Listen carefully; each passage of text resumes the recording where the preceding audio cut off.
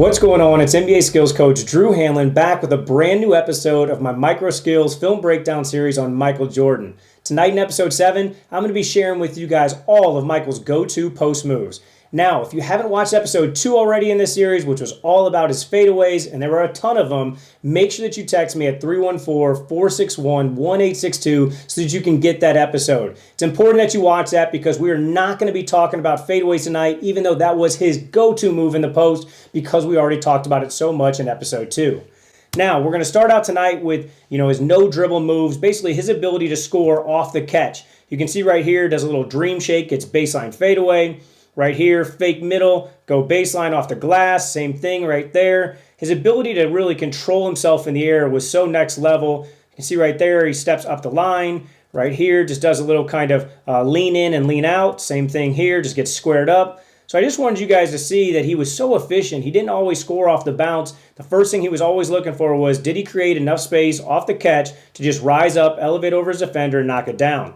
You know his famous lean back that he always did to kind of feel his defender, and if his defender wasn't there, he just rose up and knocked down Jays. Now his first go-to move in the post was always attack middle. If he could get middle, he was going to go middle. Now remember, a ton of teams doubled Mike from the nail, which means basically they trapped him from the top side, which means if the defender, his primary defender, was forcing a middle, then that middle was wide open. You can see right here, the nail defender kind of retreats and gets back. So what does MJ do? He attacks right through him, splits downhill, and gets the rim. Same thing right here, gets into a little hanging fade. But the big thing on this was watch the timing of his dribble. Pounds and then takes off and then gets to his spot and then knocks down a jump shot or gets the rim. Same thing right there. He uses that pound at the same time as the explosion. That pound is basically going to get him to the spot that he wants to get to so he can rise up. Here you can see he takes that pound, crosses a lane line, gets into a reclined fade, knocks down the J. Here gets past 2 defenders, gets to a spot, shoots over 3 defenders. This one, you can see he just hops on balance to an open pocket, but using that attack middle where he pound dribbled the same time as the explosion. Another one that he had was dribble outs. We talked about, teams double teaming him. Right here, you can see a hard double coming. This is late in the game clock, so he obviously needed to get a shot off, but he did it a lot of times. He just would kind of dribble around the 2 defenders and attack middle. So it's the exact same thing, but this time he went up and around the double team instead of splitting through it. He also had a forward pivot. A forward pivot is his way to kind of attack middle. So think about you're in a back down. Instead of going into a half spin fadeaway, which he did so well, sometimes he would forward pivot all the way around on his inside foot and get to the basket or just rise up for a J. So right here you can see there's a double team coming. You can see that inside foot kind of stay down, and then you can see him forward pivot all the way around. So right there he splits a double team by forward pivoting. So I'm going to rewind this one back so you guys can see it. Double team comes, he splits through by forward pivoting around and gets to the basket. Same thing right here, double team comes, splits, gets into a little hanging finish. Right here, same thing, forward pivots around and finishes. Now the forward pivot was ideally going directly to the rim, but sometimes he stopped halfway short. So right here you can see he stopped halfway short into a jump shot. This time forward pivots and then has to kind of exchange in the air. Was so good pivoting on both feet, as you guys will see throughout this edit. Step throughs was another thing that he did to get middle. So right here, he's faking like he's getting into like a dream shake or a half spin or a baseline fadeaway, just keeping the defender off balance because he had so many options.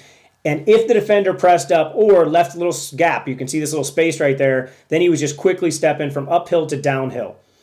Now, one of the things you notice that I just said, which a lot of people don't do, he would step uphill because that would get the defender to kind of press up into him, but then he would be able to kind of forward pivot around. We already talked about that forward pivot on the last move, so he could get by them. A lot of kind of players that don't perfect this move, they might step uphill but away from the basket instead of stepping away from the defender, and then they won't be able to get around him. So right here, you notice he goes up the line and then steps through so that he can split through that space and get to the basket. Same thing right there. Again, you can see his ball manipulation, protecting it from those help side defenders, but was so quick on it. What he really was trying to do was he was loading up, he was changing speed. So, in episode 2, we talked about the breath. Anytime you're shooting fadeaways, you want to change your breath tempo so the defender is kind of off balance. But then he would plant off of this foot. So right there, this foot that's getting ready to go down, he would almost load and explode. You can see that foot getting flat so he could really explode off of it and get downhill. Again, watch this. New angle, same one, plants and immediately gets downhill and then is able to manipulate the ball in air and then finish at the basket. Here, same thing. This time he adds a little shot fake and step through to get the rotating defender off balance. Again, a little mini shot fake right there. He was just so good. And we'll talk about this later. You know, one of the things that I ended this edit with was just little post nuances. But look at how aggressive his bumps were. He was just so aggressive with his bumps, and he was using his lower body. It wasn't like he was just throwing his elbows. He had a couple techniques upper body, but a lot of it was lower body so that the refs couldn't call a foul. Here again, shot fake, step through, just so elite with his footwork. Had the ability to pivot on both feet, you know, whether it was reverse pivot, a forward pivot, spin around guys, step through guys. He had it all in his bag. Then we had a reverse wheel. A reverse wheel was, you know, very, very elite. I know that a lot of people, you know, remember Kobe for doing this a couple times in a game, but MJ used to do it all the time as well. A little shot fake, and then you wheel all the way around, whip it around, get on balance in the air, and then knock it down. So watch this again. Hang in the air, boom, jump up, square in the air, then you knock it down. So that's something that's super talented, you know, but obviously right here, he's got to wheel off of that pivot foot because he's established a pivot foot. You can see him right there, pivot around, and then knock it down. Then he also had a wheel. So a wheel was basically, you know, I called it MJ pivot just because I grew up idolizing MJ and I saw him do it all the time. But if the defender was leaning on him, you can see this forearm right there. MJ was so great at always keeping his chin attached to his shoulder so he could see middle. He was reading help side defenders. But if he felt his defender, he would just wheel off of kind of the baseline foot. So you can see the baseline foot, pivot foot, boom, wheels off. You saw the double team coming. He didn't want to get in trouble, so he spin off. Same thing right there. You can see how fast he is because his hips are always down. So he gets by the defender, then immediately attacks the basket. The big key on this is once you get past the defender, you want to make sure your hips are square to the rim so that you can get on balance and finish. A lot of people, when they try to spin, they're so off balance, or they're falling forward, or they're too far back where they can get bumped on the spin. But if that, you know, spin happens and you can get squared up, like right there, you can see he's loading up for the finish. Then he's able to finish before a rotating defender can get back in the play and help out. You can see him spinning off of both pivot feet as well. I already showed you guys, you know, his ability to kind of spin in different situations and step through with both pivot feet. He also had the ability to pivot on both feet in the post. Right here, same thing, gets on balance. Just spinning out of double teams, you know, that was one of the things that made him such an elite scorer is it didn't matter how many guys you sent at him. He was going to figure out a way to kind of create a shot for himself or his teammates. Here, you know, he doesn't see a path to the basket, just gets on balance, knocks down the J. This time he gets a shoulder down, then rises up for a little mini fadeaway. This time he spins past. Look at three guys on him. What does he do? He finds that little pocket and knocks it down. This time, this was just super elite. I wanted to throw this on there just so you guys could see kind of how elite his bag was. Forward pivot around. He fakes like he's going. Both defenders fall for it, even the rotating defender. So watch the help side defender. Watch this whole line shift right here. When he does this, all three defenders shift, then he gets on balance and then knocks it down. So elite with his footwork. Then we had a spin dribble. So spin dribble was basically the exact same thing, but this time he would dribble as he was spinning around. So look right here. He spin around, he dribbles so that he can change pivot feet. Just another little variety. So he'd start to go. He was acting like he was almost going to rise up into a baseline fadeaway. He would pound dribble so that he could just really attack right away. So again, right here, and then dribble happens. Then he attacks downhill. You can see the defense are putting their hands up because they're already lost. They don't want to, draw contact and get them free throws. But it's just so elite. He kept defenders off balance at all times. You can see double teams coming at all times. Every time he got the ball in the post, they were always sending multiple guys. But he was able to just sneak past defenders just because he was so elite with his different footwork options.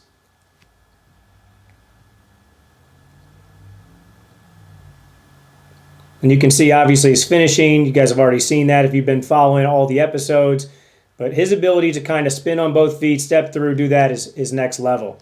Settle spin. This is one a lot of NBA players use today. So if you're feeling that lean and you're already in your back down dribble, so you can see he's already used his bounce, what you're going to do is spin, and you're going to basically dribble the ball as you're spinning. So you're going to pop your feet and spin off right there. So you can see it's a wheel after you already start your pivot. Watch this next clip so you can see another angle. So right here, you see the double team coming. So what does he do? He splits his feet. So you see his feet get wider, ball hits, and then he wheels off that baseline foot. Same thing, you can see, look at his feet. His feet split wide, then he's going to wheel off that baseline foot. This time he has to step through. Again, just so talented. Always had counter moves. This time he's able to spin past and end up finishing. But you can see that pop and spin is so important. And then you can just wheel off of that defender. And then obviously it's all about making a play, which he was so great at. A couple other moves just so you could see the bag. First one Right here, you can see this wheel off. So look at this right now. He's spinning off that back foot. So now this time, instead of splitting, he's going to just drop and then spin off that back foot and wheel all the way around. Ends up getting on balance and shooting a fadeaway. This time, you can see he does a forward pivot. So look at this. Goes forward pivot, shot fake. Then he's going to wheel out with a dribble, gets on balance and knocks it down. So I'm going to let you guys see this full speed. It's amazing that you have to slow this stuff down just to see kind of, all the little nuances of it. Right here, shows the ball, spins out. You see all the rotating defenders. They don't have any chance. This time, look what he does. He catches the ball. He's attacking. So right now he's attacking. He's going to spin off his back foot and get into a fadeaway. He had so many moves in his bag, especially in that low and mid-post area. Couple little nuances that I want to share with you guys just because this is so important. So one thing, you've got to be able to battle for position. MJ was so great at it. Look at him constantly being low, trying to push out, trying to point to his teammates, always was watching the ball so that he could make sure that he was getting the ball. You can see his leverage right now. He's leaning so he doesn't get pushed off of his spot. He wanted the ball where he needed it. Look at that. He catches it where he wants. He's able to split through the double team with a spin and finish. So first thing, he was always battling for position. Second thing, I know coaches preach this all the time and players do not like to do this, but you got to play low in the post. Look at MJ right there, sitting down in a squat position, and he used his butt to really back guys up. He was basically getting under them and then using kind of a butt and kind of a back lean to really back them up. You can see right here, he's backing Reggie up. Now he's got feet in the paint. Now he's able to split through, get the foul, and obviously get the bucket. Right here, you can see, look, defenders trying to wall up. Boom, little bump. Create separation for a shot. So again, it's not like he's throwing elbows. You're going to see a technique in a second with his upper body, but a lot of it is just he's playing lower so he's able to really be physical with those bumps without getting fouls.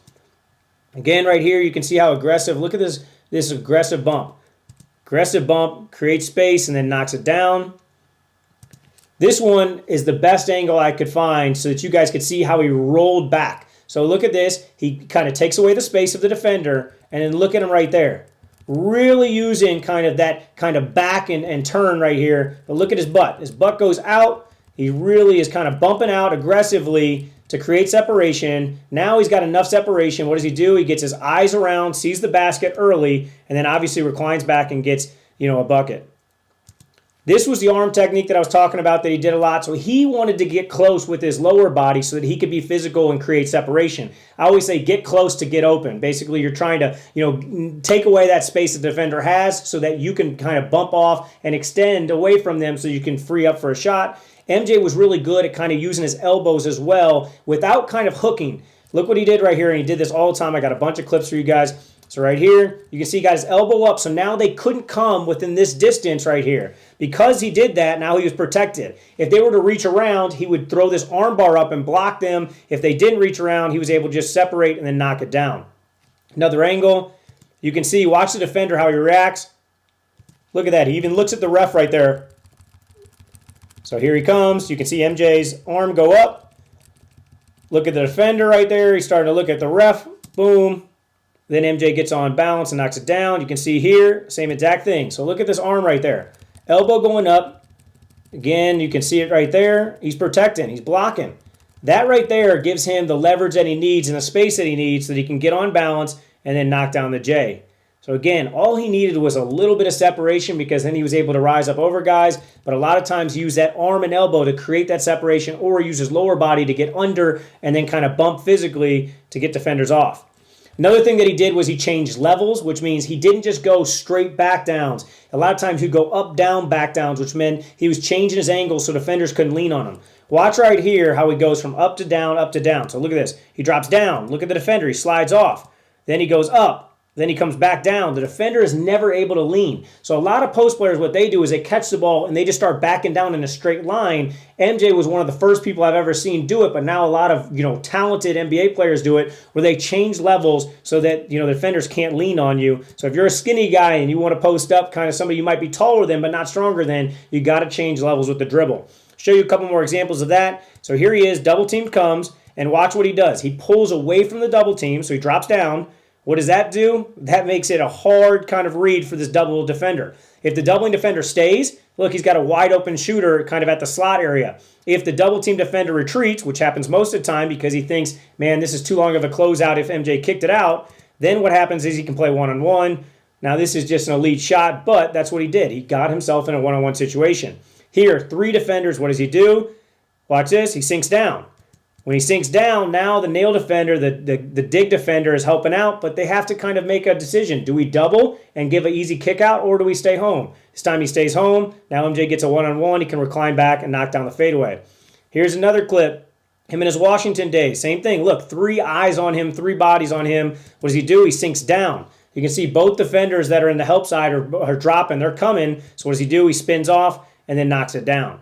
So you guys can see MJ had so many moves, but the biggest thing was he was always on balance, he was super physical, and he had elite footwork where he was constantly making reads or counter moves to keep his defenders off balance. If you guys have enjoyed this episode, make sure that you guys check out episode 2 so you get the full kind of experience of all the things that MJ had in his bag in the low post.